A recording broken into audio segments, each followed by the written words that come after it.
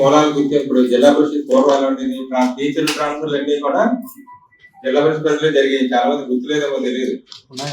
Madam గారు హయాంలోనే జరిగాయి. తర్వాత ఏమన్నారంటే టీచింగ్ అనేది బాగా కంట్రోల్ అంటే సెపరేట్ అవ్వాలని చెప్పి మన దగ్గర సెపరేట్ అయ్యారు.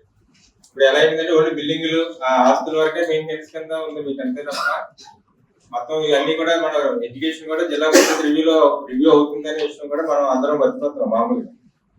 కానీ ఇవాళ మేడం గారు అయితే 1th 10th క్లాస్ మేమే ఆలస్యం చేసాం అధికారులు. రిజల్ట్స్ వచ్చినట్టే కూడా ఎవరైతే ఆ జిల్లాలో ఫస్ట్ ప్లేస్ వచ్చారో వాళ్ళందరినీ పిలిపించి వాళ్ళందరికీ కూడా ఫెలిసిటేషన్ చేస్తారని చెప్పి నిర్ణయించారు. అంటే కొన్ని చోట్ల మేము కూడా సెకండ్ మార్క్ అంటే 1 మార్కులో మిస్ అయిన వాళ్ళు ఉంటే కూడా సెకండ్ ఒక ఏలూరు జిల్లా వరకు 3rd వాళ్ళు కూడా పిలిచాం.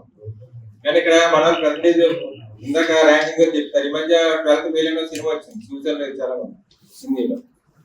అందులో ఏంటంటే హీరో ఏంటంటే ఆ స్కూల్లో అందరూ చీటింగ్ చేసి మార్కులు ఇచ్చేసుకుంటూ ఉంటారు. ఒక డిఎస్పీ గారు ఏదో గొడవలో ఏం చెప్తారంటే నువ్వు చీటింగ్ చేయకుండా ఉంటూ జీవితం రాణిస్తారంటే అప్పుడు చీటింగ్ మానేస్తాడు. చదువుకుని ఐపీఎస్ అవుతాడు ఆ కథలో.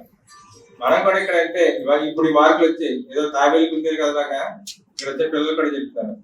ఇక్కడ వచ్చిన తర్వాత సాటిస్ఫై అయిపోకూడదు, నెక్స్ట్ ఇంటర్మీడియట్ ఉంటుంది. చెప్తున్నాను వాళ్ళ విజయం కూడా మీ వెనక వాళ్ళ విజయం కూడా ఉంది. వాళ్ళని కూడా ఎప్పుడు కూడా మీరు తల్లిదండ్రుల్ని గుర్తు పెట్టుకోండి. మీ విజయం వెనక కూడా వాళ్ళది ఉందని. అంతేకాకుండా ఉపాధ్యాయులు కూడా ఎంతో కష్టపడి 10th క్లాసు వాళ్ళ పాపను చదివించింది, ఇంటర్ చదివించిన తర్వాత పెళ్లి చేసేవాళ్ళని అమ్మాయిని చదువును మానిపించేసింది. ఇప్పటికి వచ్చి మా పిల్లలు ఉద్యోగాల్లో జాయిన్ అయ్యారు కానీ మా పాపకు పెళ్లి అవ్వలేదు, చదువు లేదు, ఎటు కాకుండా ఉండిపోయింది. కాబట్టి మేడం చెప్పినట్టు పిల్లలు ఎంతవరకు చదువుకుంటారో అంతవరకు కూడా చదివించండి. పెళ్లి చేయాలంటే మీరు అనుకోండి, అప్పటి వరకు కూడా వాళ్ళు చదివిస్తూ మంచి స్థాయిలో ఉండేటట్టు తల్లిదండ్రులు చూడాలని.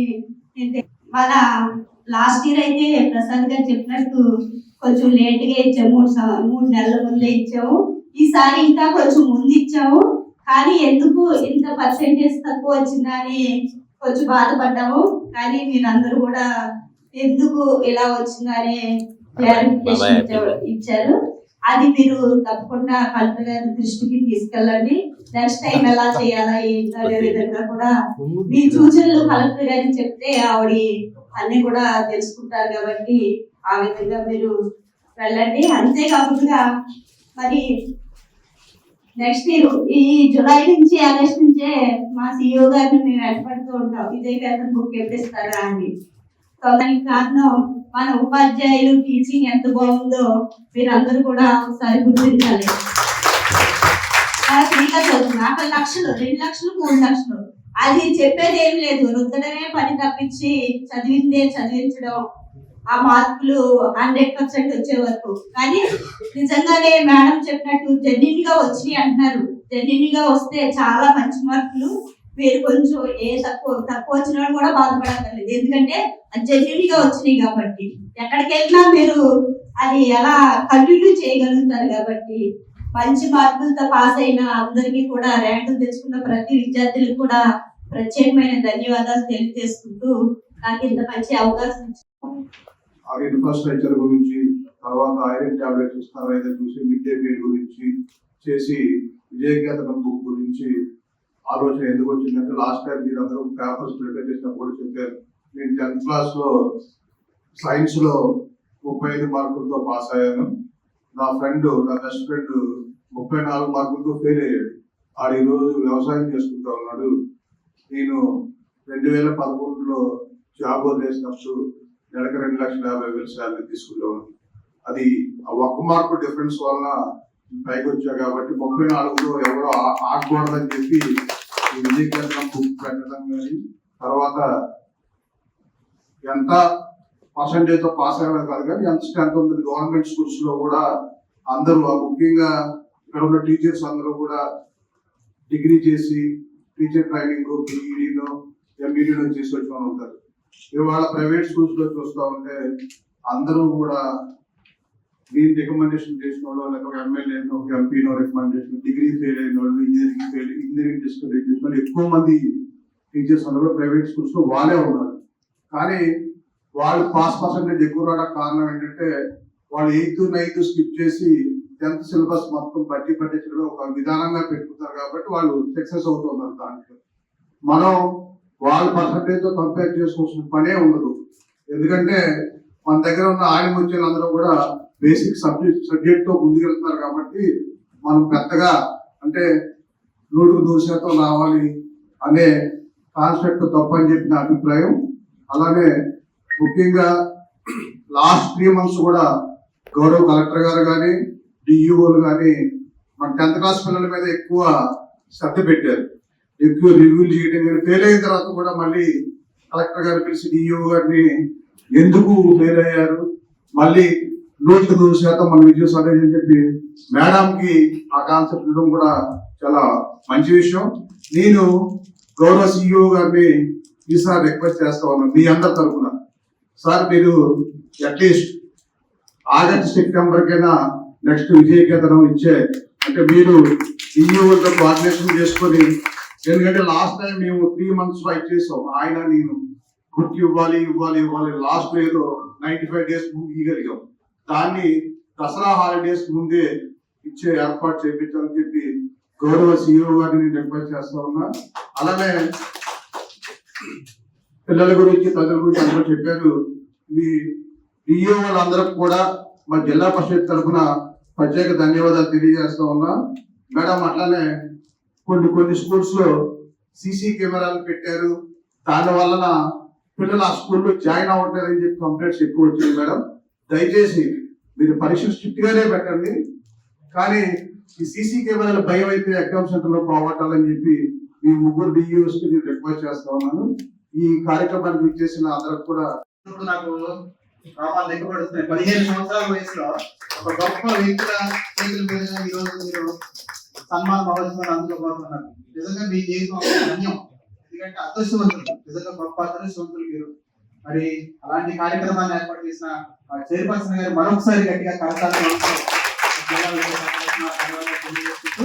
మరి ప్రతి సంవత్సరం పేద విద్యార్థుల పట్ల ఎంతో ప్రేమతో అభిమానంతో విజయ కేంద్రం అంటే ఒక స్టడీ మెటీరియల్ ని కొన్ని లక్షల రూపాయలు ఖర్చుతో అందిస్తున్నటువంటి వారికి ఒకసారి గట్టిగా కరతాళాలు అధికారుల తరఫున అలాగే పేరెంట్స్ తరఫున విద్యార్థుల తరఫున అందరికీ కూడా మీకు ప్రత్యేక ధన్యవాదాలు తెలియజేసుకుంటున్నాం మేడం. మరి మీరు చేసే ఈ సేవ మహోత్కృష్టమైనది. మరి మీకు 78% తో పాస్ పర్సెంటేజ్ తో 21వ స్థానంలో నిలిచిందని మీకు తెలియజేస్తూ ఎగ్జామ్ నిర్వహించారని సభాముఖంగా మీకు తెలియజేస్తున్నాం మేడం.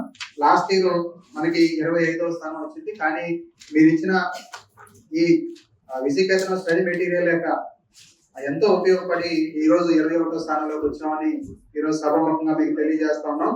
ఈ రోజు ఏ విద్యార్థి అడిగినా, ఈ రోజు టాపర్స్ గా విజయం సాధించినటువంటి ఏ విద్యార్థిని అడిగినా ఒకే మాట చెప్తా ఉన్నారు, అది కేవలం మన విజయకేతనం అనే కారణం మాత్రమే చెప్తూ ఉన్నారు.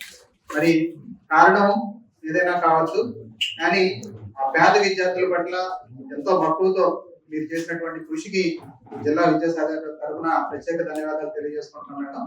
మరి మీరు ఇచ్చిన ప్రోత్సాహంతో మన డివైఓస్ కావచ్చు, అలాగే ఎంఈఓస్ కావచ్చు, హెచ్ఎంస్ కావచ్చు, టీచర్స్ కావచ్చు, ఈ రోజు ఇంతమంది టాపర్స్ జిల్లాలో రావడానికి కారణమయ్యారని సభాముఖంగా మీకు తెలియజేస్తాను. వాళ్ళందరూ కూడా గ్రౌండ్ లెవెల్లో ఎంతో కష్టపడ్డారు. అపార్ట్ ఫ్రమ్ ఆల్ దిస్, వీటన్నిటికంటే కూడా ముఖ్యులు ఎవరంటే పేరెంట్స్. ఈరోజు చేతుల మీదుగా మేము ఓపెన్ చేసుకున్నాం. అది ఎంతో ఫలదాయకంగా వచ్చిందండి.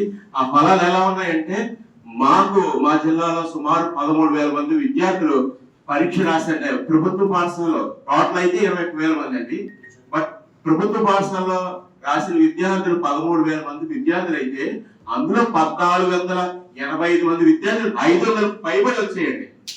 చాలా హర్షించే ఆ మెటీరియల్ యొక్క ఉపయోగం అనమాట.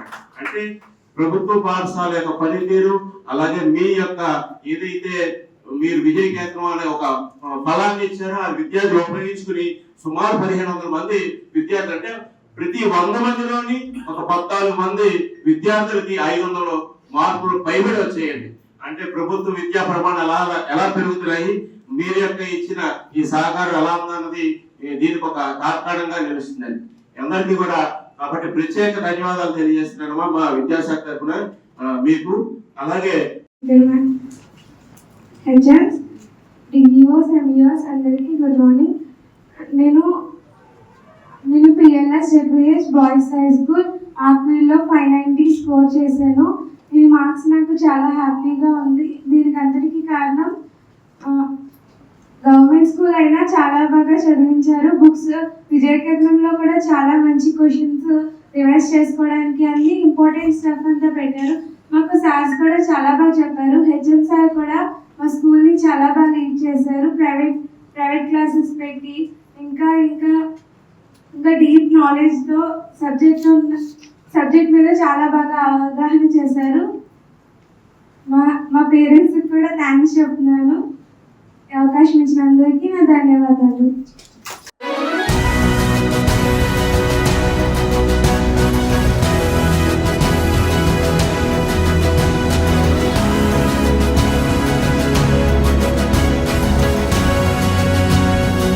మెడికల్ ఎంట్రన్స్ టెస్ట్ నీట్ ఫలితాల్లో trend setter NRI Eluru. Day scholar విద్యా విధానంలో ప్రతి సంవత్సరం క్రమం తప్పకుండా ఎంబీబీఎస్ సీట్లు. కె హర్ష సాయి ప్రణవ్ 720 మార్కులకు గాను 705 మార్కులు. కె లక్ష్మీ సాయి లాలస 720 మార్కులకు గాను 610 మార్కులు. బి షణ్ముఖి 720 మార్కులకు గాను 517 మార్కులు. ఈ అద్భుత ఫలితాలు కేవలం 2 సంవత్సరాల ఇంటర్మీడియట్ తో సాధించిన ఫలితాలు మాత్రమే.